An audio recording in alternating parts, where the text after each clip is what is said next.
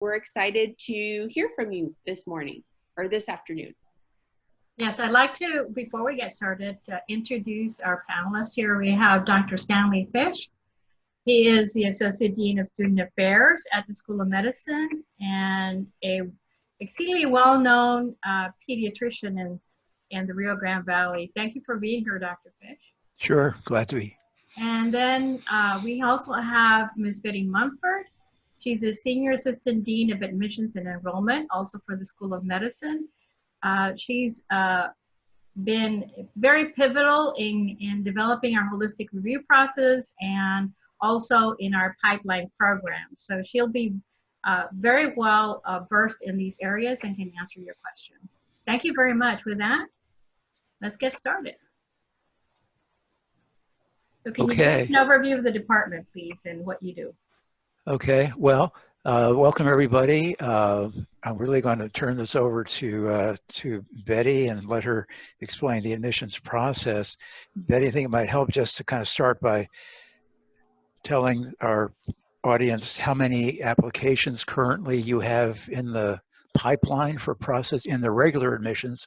You know, let's not talk about early decision and the other programs yet, but just in the standard admissions process, this is mid or late July. Where do we stand? Hey, well, good afternoon, everyone. First and foremost, I hope you all are doing well, staying safe, practicing distances, and using a mask. So with that said, I just got off a meeting with Texas Medical Dental Student Application Service. And while we all thought this was going to be a slow year, we're up 31% in applications. We, as of today, have 6,600 started applications. For UTRGV School of Medicine, we have 3,126. That's considerably up from last year. So it turns out that we had it all wrong. In fact, I think this is going to be the bounce as we had when 9/11 occurred, where everybody was interested in criminal justice. I think this pandemic is having the same effect with the health professions. So with that said, let me tell you a little bit about how we conduct our admissions. This year in particular, because of the MCAT problems, our students are having or have had problems taking the exam because Excuse me, Betty. Yeah, yes. Does everybody know what MCAT is? The Medical College Admission Test. It's like the LSAT for law and the GRE for graduate studies. Everyone must take that exam in order to apply or qualify. Most of the medical schools within the United States require it, and some of the schools out in the Caribbean do not. Right, and the people who take the MCATs are usually college seniors or late College juniors. Seniors, right. Yeah, so this comes late in their career, sort of. Correct. So basically, it's a holistic review for us, which means that every part of that application for medical school weighs the same. We are not a school that just takes into consideration metrics. We know from experience that the complete package is much more doable for medical schools. So being that said, we also have many pipeline programs that are tailor-made for your students, seniors and juniors in high school going into freshman and sophomore at the undergrad. So we still do the same holistic review. So that's just a quick and dirty overview. I'd be happy to answer any specific questions. So from 3,000 some odd applications specifically geared for us, and this is early in the season, we will sort through those and boil that down to about what, 400 or 500 that we might invite for interviews. And from those, we'll end up with a class of approximately 55 to start a year from now, correct? Correct. And the difference, especially this year, is that everything will be done remotely. In the previous years, we had a big interview day. We brought in the applicants. They had toured the schools. They toured our clinical sites. They got interviewed by 2 faculty members. That is not going to happen this year. Everything is going to be online, from starting with the virtual tour of the schools to actually 2 separate interviews by 2 faculty members from the admissions committee. And our presentations will all be recorded and video and placed on our website. We are going to have manned our MD admissions at UTRGV, the email account for any questions. Most of us will be working from home, although we do have a presence in the admissions office at the Edinburgh campus every day, Monday through Friday. So you will have access to us.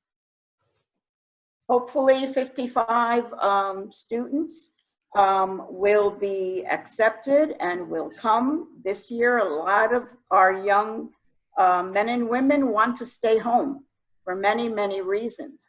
So we cherish that, because our aim is to educate as many students from the Rio Grande Valley as possible, and make sure that we make the conditions and the education so they enough so they would decide to stay here. We need all of them.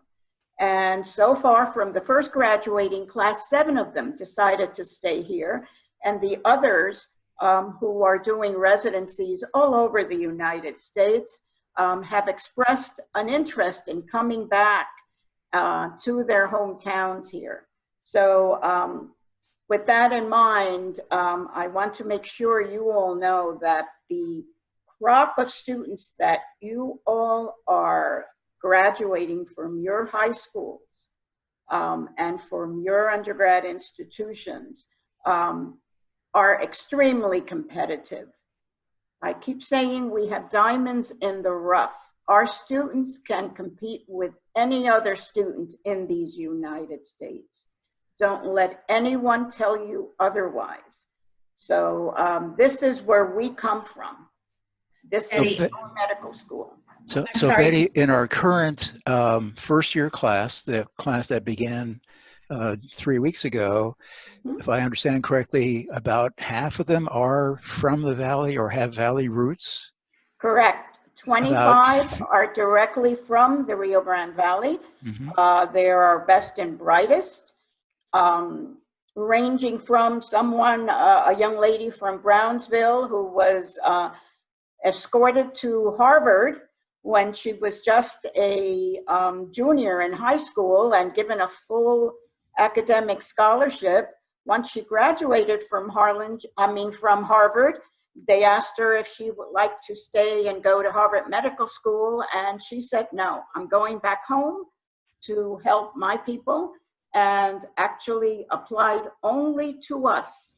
And she is very happy, and so are we. She's part of our entering class. And that story is repeated many, many times. So we have 25 actual students out of a class of 55 that are from our counties.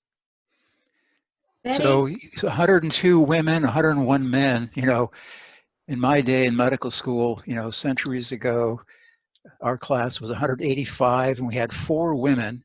And at the time, we were considered a progressive school because we had 4 women in our class. Times have changed. Times have changed. We're almost 50-50 for the whole school. We always start off with more women than men, but I think the other schools, in their zeal to also balance out their classes, keep asking our students if they would like to go to their schools. So we lose quite a few of the females, but as you can see, we have enough to keep the class balanced. Right. Our, the top students from our local high schools and UTRGV, our undergraduate colleges, of course, are attractive not only to us, but to Harvard and Columbia and Stanford and Emory and all those other places that also want to diversify their student bodies. And so high performing students with Hispanic backgrounds, for example, from the Lower Rio Grande Valley are attractive, very attractive applicants. And so one of the struggles that Betty and the admissions teams has is after, landing one of these really high performing, Valley students, we have to hang on to them and not have them stolen away. And that's a matter of, we have to increase our scholarship war chest. So if any of you hit the lottery and have lots of money to donate, our scholarship fund would welcome some donations so that we can, help support our students and make coming to the UTRGV School of Medicine even more attractive than it already is. There is a question on chat to expand about Daniela Concha, Dr. Daniela Concha, yes, and her NPR interview. Daniela came to us the first year. She was a resident, born and raised in Donna, went to Donna High School, first generation college student, a shy young lady when she first came to us, but she was so committed to being a doctor. Daniela wasn't the most competitive when she came in, but the admissions committee, through their holistic review, saw something in her, and she was accepted. She flourished through the 4 years, so much so that Daniela is now a resident at Columbia Presbyterian New York Hospital. That's one of the top residencies in these United States. And Daniela is just, in fact, we just spoke to her last week or so. She is thriving up in New York, so much so that we think that the New York Times is going to do a story on her because she is just kicking you-know-what up there. She has the skills and the empathy and heart. That's what our students and our graduates have, that it's very hard to compete with. And that's just one story. We could tell you. Daniela's done very well. 39.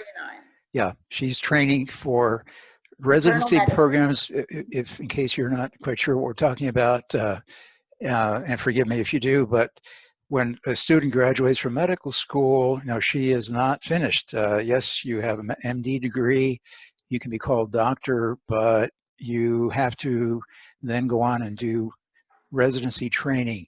In the world of medical education, actually medical school is called undergraduate medical education, and residency training is called graduate medical education. So Daniela wants to be an internal medicine doctor, a doctor for adults. And so she's now doing a 3-year internal medicine residency in New York City. If a student wants to become a psychiatrist, that student would do a psychiatry residency, et cetera. So medical training extends well beyond medical school, and depending on the specialty chosen, might be 3, 4, 5, 7 years of additional training depending on the specialty. Betty, there's a question here about going back to the basics. Could you elaborate a bit on the admissions process?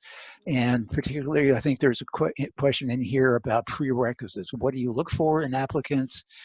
Basically, what are your secrets? How do you put the sauce together and get the right group of students come to our school? Well, basically, I always say, and I'm a very frank person, that we're not looking for the nerdiest of the nerds. We are looking for young men and women who want to come into medicine for the right reasons. We obviously have to know that the student or the applicant has a fund of knowledge applicable to what they're going to do in medical education. we do not want to set up anyone for failure. With that said, our scores have been going up and up every single year. And what we look for is the road traveled. Why do they want to be a doctor? Is it because, and I'm not kidding, somebody wrote one time that they rescued their dog from a pool and gave them mouth to mouth, and then they wanted to be a surgeon. We get those kinds, believe it or not, we get those kinds of essays. But then we get the essays on that 14-page application that really tells us why they want to be a doctor.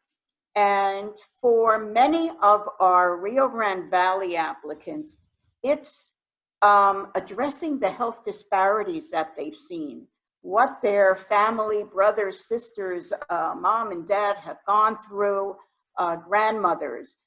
Many of them are first-generation college students. And it's taken a lot of sacrifice, not just from them, but their families to get them to where they are. And that's what the admissions committee looks for. They look for that desire to succeed, to study medicine. And fortunately, we have an abundance of those, which if we had a class of 150 seats, we would be able to fill those seats very happily. And eventually in the coming years, we will have a few more seats. But that's what makes our students so competitive. As Dr. Fish says, we get, and I say poached, we get calls from our colleagues all over Texas and all over the nation saying, how come you have such a diverse class? And how did you have 100% of your students go into such great residencies? And it's a combination. It's the student, the family behind the student, you all undergrad and during high school, how you prepare them. It takes a village, and the students know that, and they excel.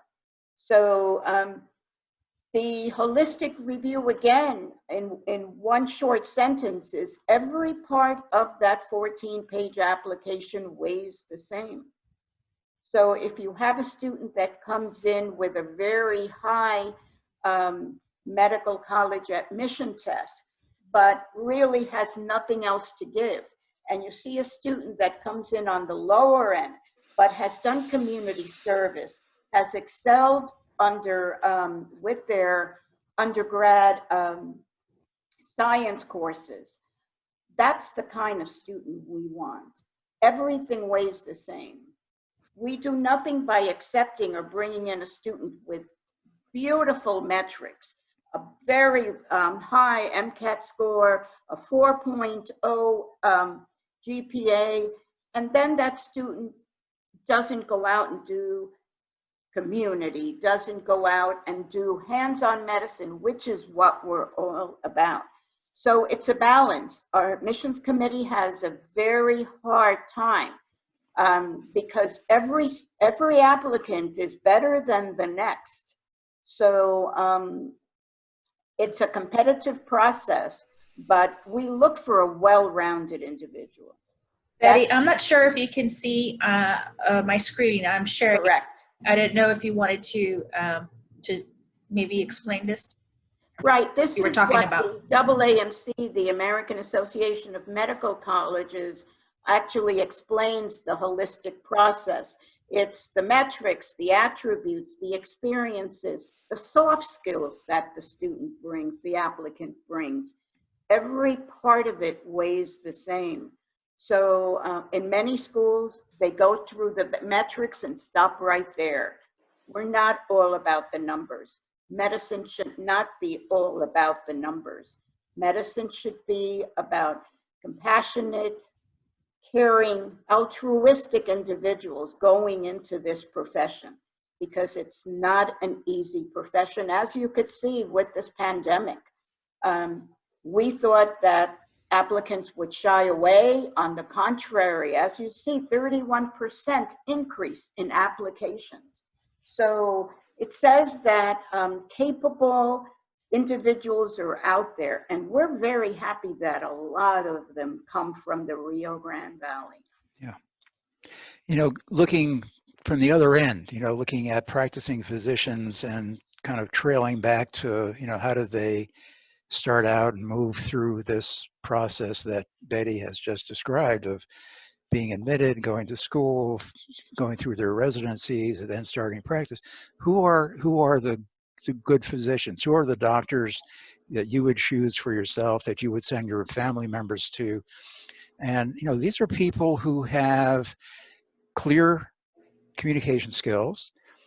These are people who have a lot of emotional intelligence to be able to read people, to read situations accurately and carefully. These are people who obviously have a lot of empathy, who have a lot of situational awareness, so that they're comfortable dealing with people with different backgrounds. In other words, they've processed their biases, they've dealt with their biases, they're comfortable interacting with people who speak a different language, dress differently, worship differently, have different sexual orientation, whatever it is. Those differences don't, for them, represent barriers. They may be challenges, but they're not you know, hurt by those, they're not daunted by those. So how do you get that kind of a person through a process that's so intense and so complex? And, you know, starting out, you know, as high school counselors, you're thinking, well, you know, you would expect us to talk about all the science courses a student should take as they go through undergraduate college. You know, should they be biology majors or chemistry majors in order to do well on the MCAT? Well, certainly many of our applicants are majors in science, but we also certainly don't mind, and in lots of ways look with special interest on students who major in art or music or Correct. government or Italian or whatever, because they bring different perspectives, different ways of thinking, different ways of solving problems, different social skills. We need all that. We need that. That's part of the diversity we're looking for. It's not just men and women and Latinos and African Americans. It's those kinds of more subtle differences among our students that make for a very exciting interaction, a very rich interaction among our students and with our faculty. And in the end, I think it helps us to launch students out there into the workforce who have high levels of capabilities, emotional intelligence, situational awareness, cultural competence, and the ability to continue learning actively as they move throughout their professional lifetimes. As you all know, much of what we learn content-wise today rapidly becomes obsolete. Look at this pandemic and how little we know about the virus, how rapidly we're learning about it, and probably a year from now, a lot of what we think we know may very well be replaced by new information. This is standard stuff.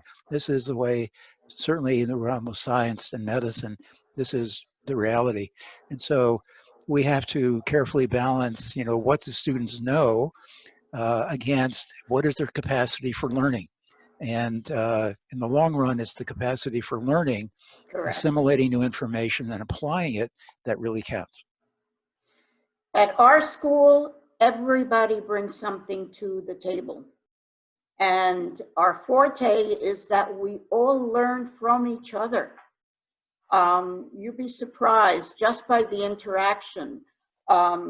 We have one of the most diverse student bodies in Texas, and I think second or third in the nation.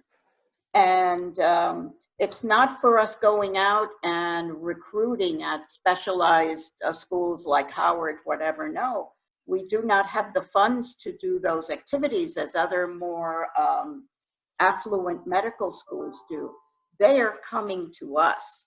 The Rio Grande Valley is a place where people say, oh, it's all Mexican American. Yes, Mexican Americans are a great part, but we have an Asian community. We have an Arab community. We have Hispanics from Central, South America, the Caribbean, you name it. So we're a little just metropolis down here in South Texas. And nobody paid attention to us at the beginning, but they're paying attention to us now when they see what we've done or what our students are doing and how they just step up.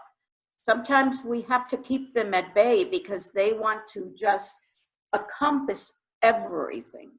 And those are the students that you all are putting out, because it starts with you at the high school, at the middle school level. We hear all about their teachers and this and that. They still talk about you all when they come into medical school. So you're obviously doing something very good. And these students really are appreciative, and so are we. We have veterans. We have all kinds of our youngest student came in when she was 20. Our oldest came in when he was 41. He was previously an accountant and decided that medicine was always his passion. So it's never too early or too late. If they don't major in a science, basically all they need to do is take the science requirements to be prepared, because they need the fund of knowledge. And obviously medicine is mostly science, but they should come in well-rounded. Art, music, psychology, languages. That makes their education at medical school even more enhanced. So we want to make sure that you communicate that to the students, that because, oh, I'm not a bio major, you do not have to be a bio major. You need to know biology, but you could be an artist. You could be a musician. Many of our students are musicians. We have a band in our medical school. We have classically trained pianists in our medical school. So again, we all learn from each other, and that's the beauty that is UTRGV School of Medicine. And I must say, in many, many circles, we are the envy of other schools. So, in talking to students early on in their careers, I think, it's important we encourage them to read, obviously. I mean, reading widely, reading with course interest, but, that they be well-read and good readers. We want them to have experience with people. So if they can volunteer, get out into the community, stretch their comfort zones a little bit, go work at a homeless shelter, go work in a colonia, go where there's an opportunity to go overseas and do some work, mission work, or some type of overseas project, service project, research project. Anything to expand their horizons is very worthwhile for them in their development. And yeah, I mean, this is no kidding me. Betty is absolutely right that, yeah, being a science major is, what certainly many of them do, but it's certainly not absolutely necessary at all. You can accomplish meet the minimum requirements for science courses in college without having to be a biology major or a chemistry major. A college student has to plan carefully and, be a good time manager. Medical students have to be super good time managers. That's absolutely essential. But assuming the student is, then majoring in art, science, philosophy, psychology, history, any of those is perfectly fine, and they can meet the basic requirements for admission by taking the required science courses. It can be done. Betty, there's a question here which we need to address about, do we know anything about the median, I guess, family income of our students? I know that the median income in the Valley is around mid to low 30s. Our student range is everywhere from way below that. We have several students also that are quite affluent, that had the chance to go to any school, yet they came to us. We only take 5% of the class, up to 5 students from out of state, because we know that they bring a wealth of knowledge. But it's our main social economic index is very low. Our students are not well off. Many of them, as I mentioned, are first generation college, but we do have, thanks to the Clayburgh Foundation, thanks to many generous donors in the Rio Grande Valley and outside, scholarships for them. And we do have our own financial aid officer who pays attention just to our medical students. They don't have to stand online with 30,000 other students. This is an in-house person dedicated to medical students, because medical students present their own problems, basically when it comes to finances. So yes, we are on the low end of the social economic scale, but we have gone a long way to meet the needs of these students. For instance, the first class that just graduated had 100% of their tuition paid for. So all they needed to address was their housing and other expenses, and so on. Each class has a percentage of their tuition, which is one of the lowest in the United States. Yeah, what is the tuition, Betty? Right now, the tuition from $18,298 has gone up to $19,136, and that's for the full year. And with that, a scholarship across the board is always given to everyone in the class coming in. Then we have scholarships for Edinburgh residents, McAllen residents. We have scholarships for veterans. We have scholarships for students that have done research that are very, very need-based scholarships based on when they fill out their federal application for financial aid. So we try to work with them individually, because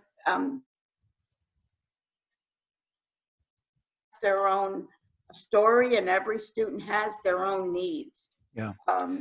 I have had, from my office, with all that being said, I've had several students that I've referred to the Student Financial Hardship Fund, which exists here on campus for the purpose that's stated.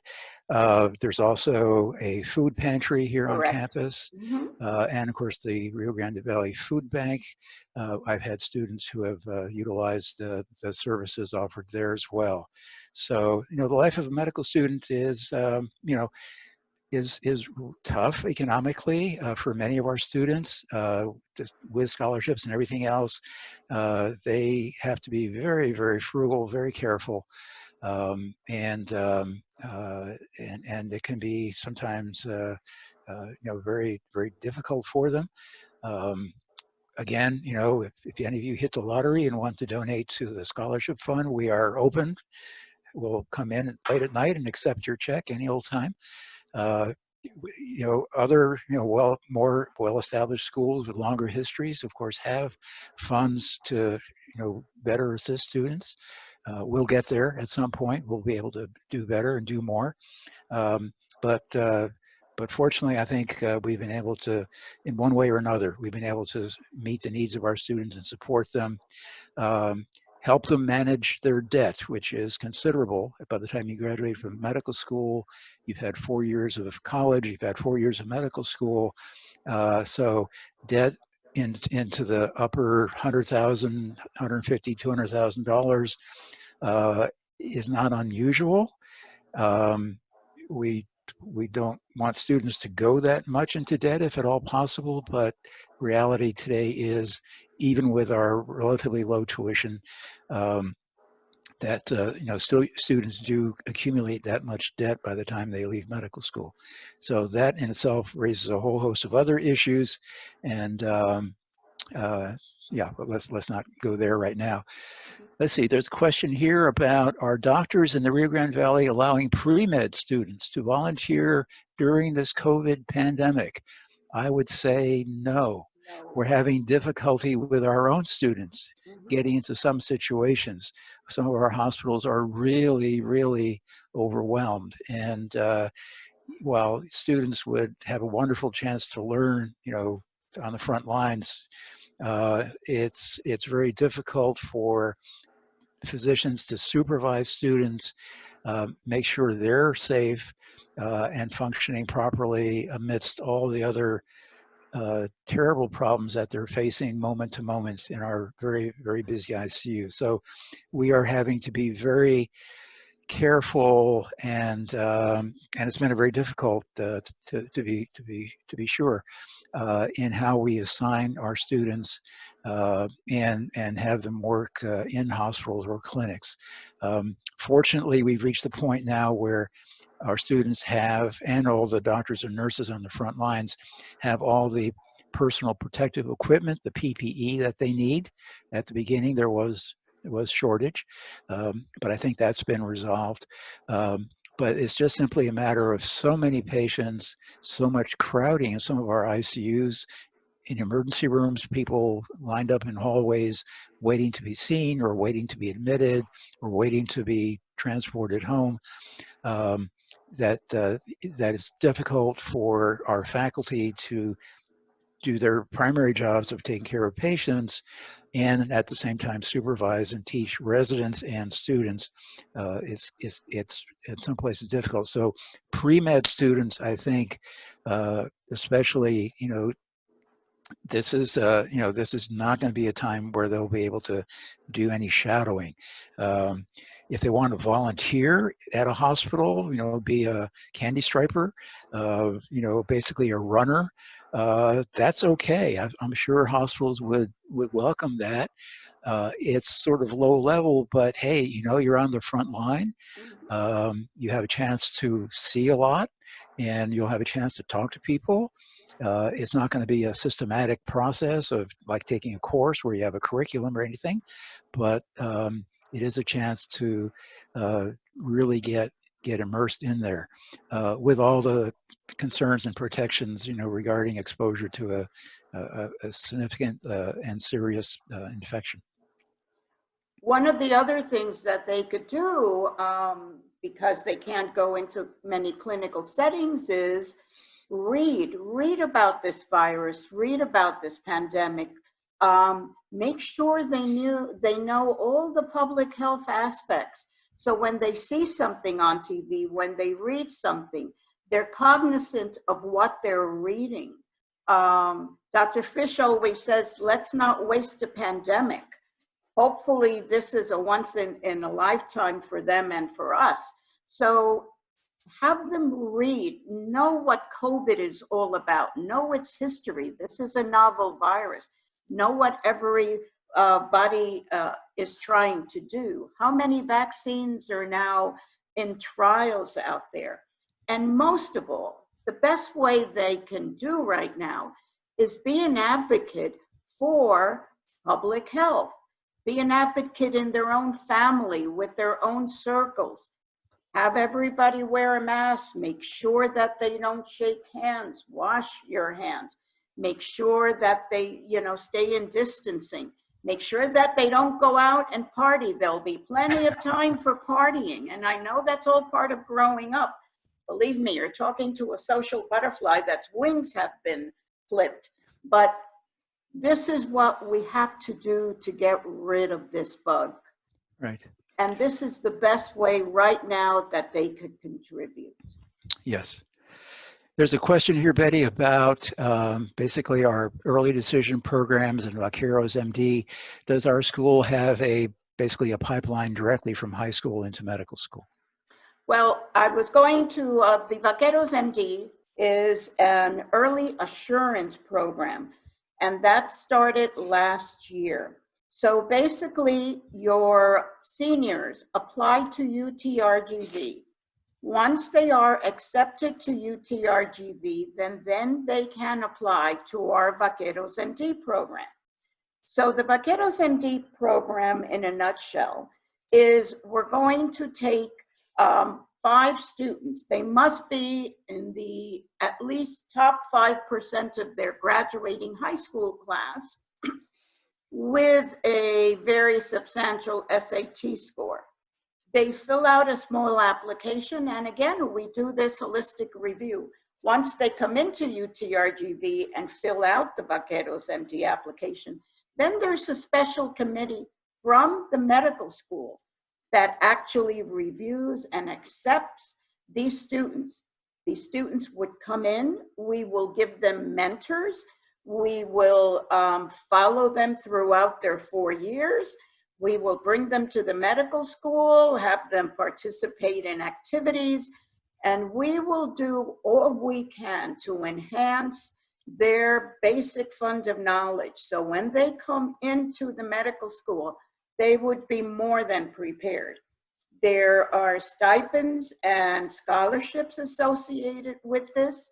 They will have to take that dreaded MCAT exam, but if they follow through the 4 years, they are assured a seat in their entering class at our medical school when they finish. So it's been really a successful program. Last year, we rolled it out a little bit late, and we had 74, 75 excellent candidates. This year, we're starting it a little bit earlier. Applications open up October 1st. So especially, we want all of you to make your students aware of this. We had a meeting last week where I think the SAT and ACT, because students have had such problems taking these exams because of the pandemic, in certain instances might be optional. So don't focus that much on the exams. We're going to focus that much on your grade point average from your high schools, your recommendation letters, your counselors are going to tell us whether you're top-notch material, and that's what we're going to look for. But it's a great program. We hope to increase seats. It's planned for next year, and it's a great way. We have one of our students that just came in from UTRGV is going to mentor a freshman from that program. So they know all the pitfalls. And it's a mentor that you'll have, we call it Big Sip, Little Sip. A mentor that you'll have from the first, that these students will have from the first day they walk into UTRGV. There are many other programs. The early decision program is for regular admissions. If you decide that you only want to come to UTRGV, we have you apply early. This is from college, right? This is from college. This is right. From your junior year in college. We have you apply early. We have a baseline MCAT score that you need to do, and your grade point average must be at a certain point. But if you get in through the early decision program, there is a substantial scholarship, and within 4 weeks, you don't have to spend a whole year waiting to get matched into a program or to get, the admissions committee in January or February. So you could just spend the rest of your senior year concentrating on your studies and preparing yourself for medical school. This is what that young lady from Harvard did. She applied to the early decision program. She knew this is what she wanted.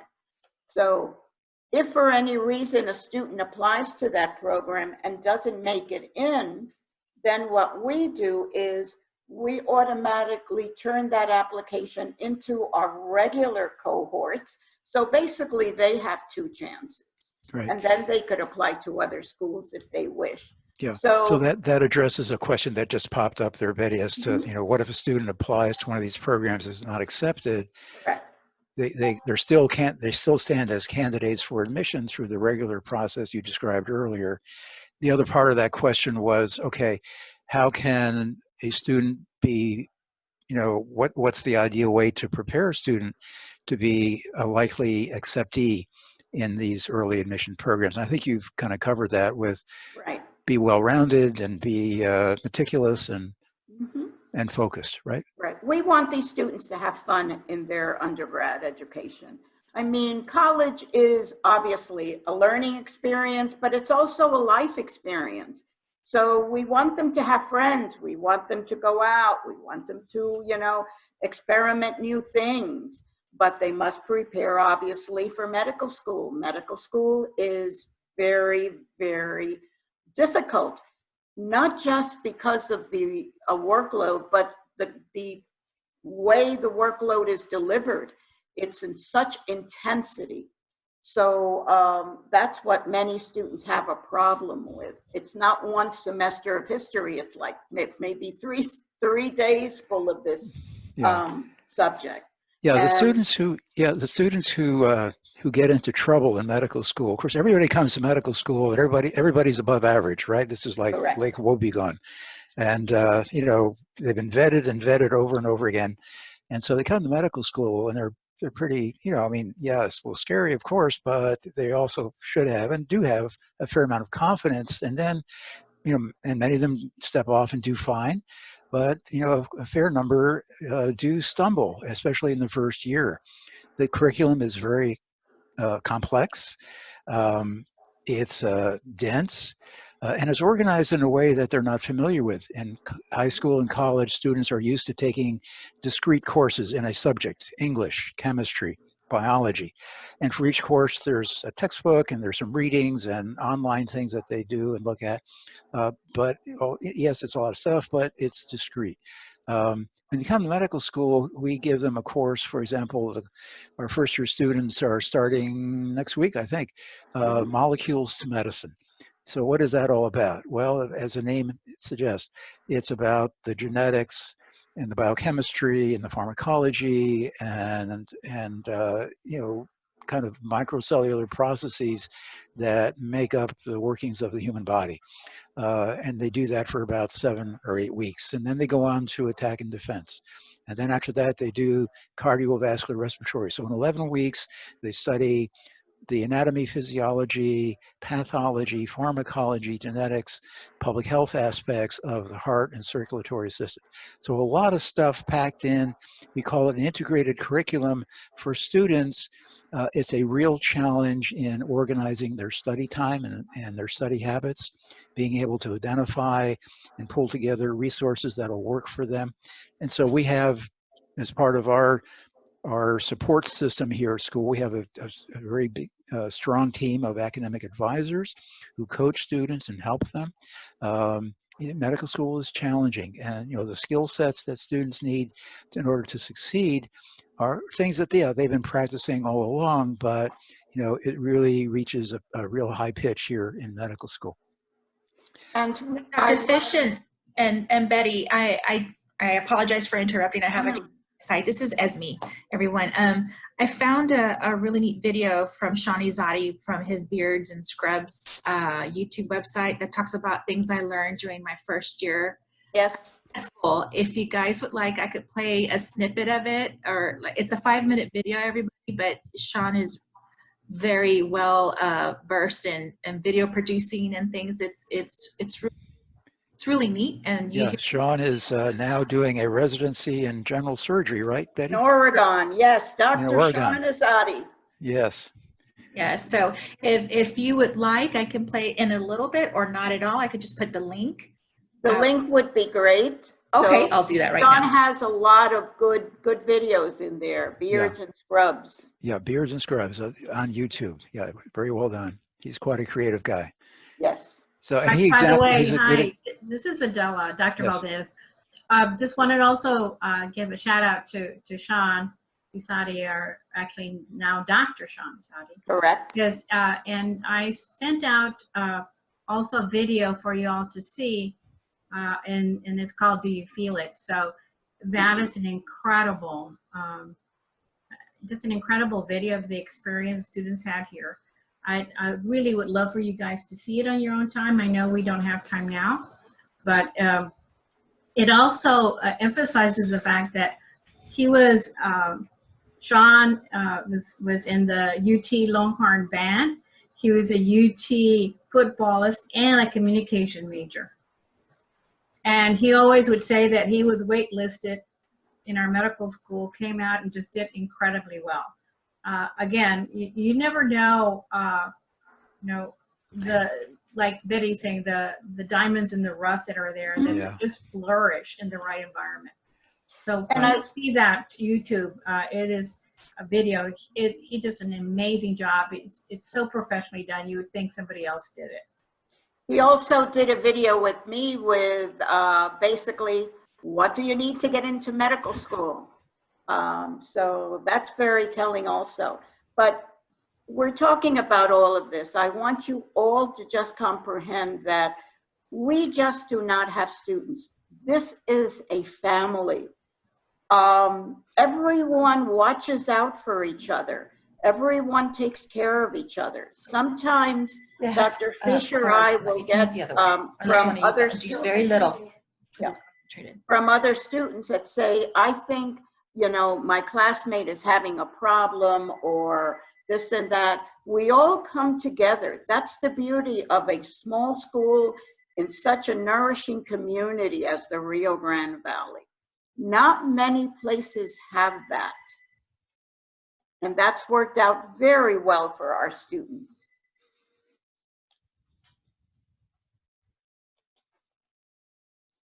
Final questions.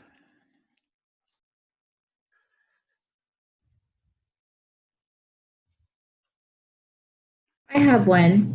How important in your professional expertise, Dr. Fish and Ms. Montfort, how important is the Valley in terms of us being on the border and being so closely connected to another country in the times of COVID? And how is that important when you're looking at your future admissions and your students? That's important to us every day, not just in the time of COVID. We're very cognizant that 15 miles down the road, we have the border. Many of our students, many of our staff go home to Mexico for the weekend. So we're very cognizant of that, or of the pluses and the minuses that may bring, especially with this pandemic. But we, to my knowledge, have had no problems at all with these students going, you know, out of our community. If they do, they have to fill out a form. They are health students. They should know the risks, and they do. So everyone's being very, very careful, above and beyond. And we've all taken on an educator role, especially those of us who are not directly clinicians. So that's the most that we could do right now. That's why I said, wash your hands, wear masks, you know, do whatever you need to do. So that to me has not been a problem. I don't know if you've experienced that problem, Dr. Fisher, Dr. Valdez. Not as a problem. It's a way of life here. You know, we're a binational Correct. community, and it's been impeded somewhat by, well, not just COVID, but going back further, the security measures and the talk of the border wall and that whole stream of things. But despite all that, we are still very much a binational, bicultural community, and we're certainly blessed by that. I think it's overall it's a tremendously positive thing. And the challenge for us as educators is how to really capitalize on that. Under better circumstances, it would be great. For example, there's a children's hospital in Ciudad Victoria, about 150 miles south of Brownsville. You know, if times and conditions were better, it would be wonderful to send students down there to spend a week. They have in their children's hospital, they combine, you know, direct patient care with public health in a way that's absolutely brilliant. And I've not seen it done anywhere here in the United States. You know, if we can expose students to those kinds of experience, it would be great. I mean, right now we're under a lot of constraints that make that impossible, but you know, who knows, someday, better times, better conditions, that may be open to us again.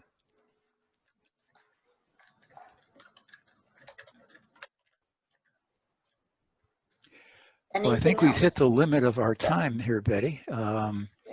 And thank you I all for just your, want to say finally to all these high school counselors and every staff person, everyone that comes in contact with these students at the high school level and at the middle school level, keep doing what you're doing, because I see the fruit of your labor. We see when they get to us, and they have values that are instilled on them, not just from their family, but from you all. I keep saying the diamonds in the rough, and we see them here. We see the training you have given them.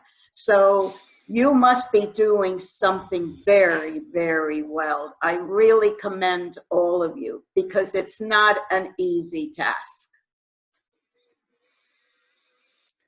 Thank you so okay. much. And just so you know, our conference center that's really close to the medical school Yeah. should be completed in December. It may Wow. even be completed in September. So what we want to be able to do, hopefully, is for the upcoming conference, we would like the participating school districts to coordinate busing students in and having you guys really do a presentation to them, the upcoming seniors and juniors, and we want them to start building a relationship and understanding the importance of having a medical school in the area. As Dr. Lettingham pointed out, some of the students don't know that there's a medical school here. Yes. And so it's important that we inform them and that they understand that it's not scary. You know, they can build a relationship with the university, and we really want to make it as accessible as possible. Hopefully, once we have the conference center there, we can have a lot more activities where we bring in different districts and have different, whether they be medical camps or career exploration, or simply just an introduction of the medical school to them. I think that that would be really helpful for our students. And obviously, I think reaching out to the participating districts that already have a buy-in is just gonna make it that much better. That being said, I just want to thank again the UTRGV Medical School for taking the time to be with us today. If you have any questions for them that they have not answered, please let us know through the chat feature, and we will be happy to get them your questions and get you some responses as soon as we can. So thank you again, and Okay. we hope to see you guys soon, and stay safe, and have a good one. Thank All you right. so much. Okay. You all stay well.